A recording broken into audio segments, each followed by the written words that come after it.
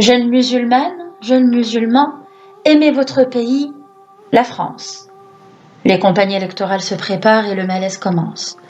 Il suffit d'allumer la télé ou un autre média pour comprendre que le musulman est utilisé pour faire campagne, pour gagner des voix là et un public là-bas. Bien souvent, des discours stériles qui font peur, qui attisent la haine chez les uns, ainsi que le doute et le mal-être chez les musulmans, et surtout chez les jeunes musulmans. Ces cœurs encore trop tendres, et ces esprits en pleine construction à qui on doit offrir la paix, la tolérance, la paix intérieure, l'assurance, au lieu de les faire plonger dans une atmosphère pénible où il semblerait que la foi et la République seraient incompatibles. Détrompez-vous, mes chers jeunes croyants. Votre foi est un cadeau pour votre pays, et votre pays saura protéger ce cadeau. Vous êtes français et musulmans, et fièrement. Soyez pleinement musulmans, avec les vraies valeurs de l'islam, avec la paix, tolérance, respect, fraternité, courage, honnêteté, science et savoir, travail et œuvre, dons et générosité. Voilà l'essence de votre religion. Je me suis souvenu du dialogue entre le Négus, roi chrétien d'Abyssinie, l'ancienne Éthiopie, et le compagnon du prophète, Ja'far ibn Abi Talib. Il s'agit donc de la première immigration de musulmans. Ils sont 83 hommes et 18 femmes qui ont fui la persécution des Mécois polythéistes sous l'ordre du prophète Mohammed, paix et bénédiction sur lui, qui dit « Allez donc en Abyssinie, un roi juste y règne ». Ja'far ibn Abi Talib va prendre la parole, il sera le porte-parole. Le Négus va dire « Quelle est cette religion que vous avez adoptée et qui vous a conduit à renoncer à la religion de votre peuple? Vous n'avez pas non plus embrassé ma religion, donc la chrétienté, ni celle d'aucune d'autre communauté. » Ja'far s'avança et va donner un discours émouvant et éloquent, qui a toujours été considéré comme l'une des plus brillantes définitions de l'islam. Il dit « Ô roi, nous étions un peuple vivant dans l'ignorance et l'immoralité, adorant des idoles et mangeant la chair des cadavres d'animaux, commettant toutes sortes d'atrocités et de pratiques honteuses, brisant les liens de parenté, manquant aux règles de l'hospitalité, le plus fort d'entre nous exploitant le plus faible.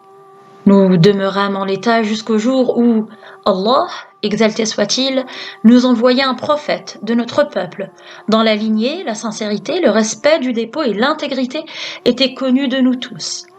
Il nous appela à adorer Allah, l'unique, et à abjurer les pierres et les idoles que nos ancêtres et nous-mêmes adorions en dehors d'Allah. Il nous a enjoint de dire la vérité, d'honorer notre parole, d'être aimable envers nos proches, d'aider nos voisins, de cesser tout acte illicite, de s'abstenir de verser le sang, d'éviter l'indécence et le faux témoignage, et de ne pas s'approprier les biens des orphelins, ni de calomnier les femmes chastes. Il nous a ordonné d'adorer Allah seul sans rien lui associer, d'accomplir la prière, de s'acquitter de l'aumône légale et de jeûner le mois du Ramadan. Nous avons cru en lui et au message d'Allah qu'il nous a apporté. Nous observons tout ce qu'il nous demande de faire et rejetons ce qu'il nous a interdit de commettre. Suite à cela, ô roi, notre peuple nous a attaqués et infligé le plus sévère des châtiments afin de nous faire renoncer à notre religion et nous ramener aux anciennes pratiques immorales et à l'adoration des idoles. Ils nous ont opprimés et rendu notre vie impossible et nous ont empêchés d'appliquer notre religion. C'est alors que nous sommes venus dans votre pays et que nous vous avons choisi parmi tant d'autres, avec le désir de gagner votre protection et dans l'espoir de vivre dans la justice et la paix parmi vous.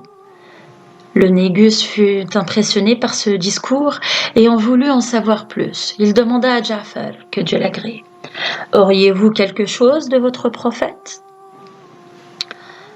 « Oui, dit Ja'far. Ja'far, il va réciter le premier passage de la sourate Maryam, Marie, qui a pour sujet Jésus et sa mère Marie. À l'écoute de ces mots du Coran, le Négus fut ému et dit « Le message de votre prophète et celui de Jésus ont une seule et même source. Partez, car par Dieu, je ne vous livrerai jamais. » Un émissaire de la Mecque qui s'appelait Amr a été envoyé pour reprendre ces musulmans immigrés. Alors, le Négus refusa sa demande.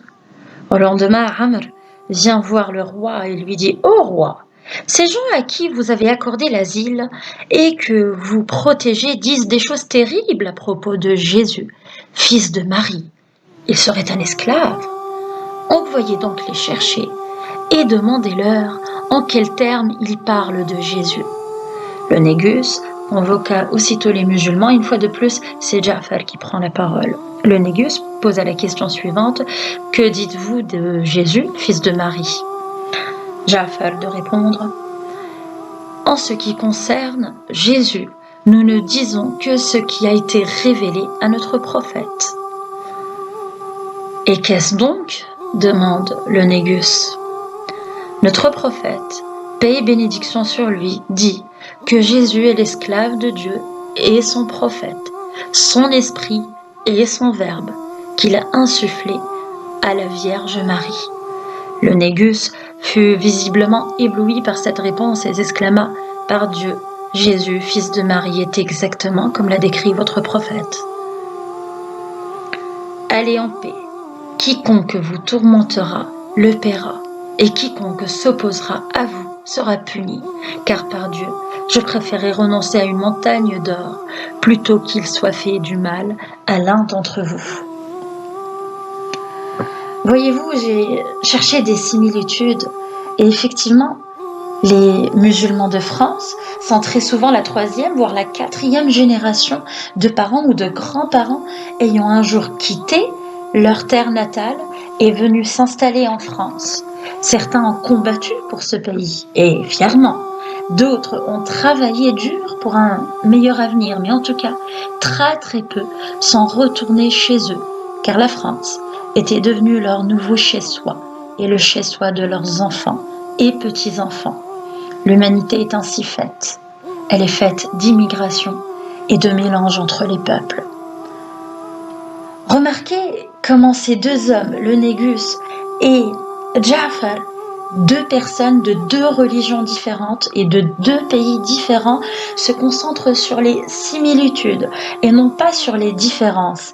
Et c'est intéressant de voir que le Négus est chrétien et qu'il a été important pour lui de vérifier et de voir si Jésus était valorisé et respecté par les musulmans. Notez que notre pays est de culture chrétienne.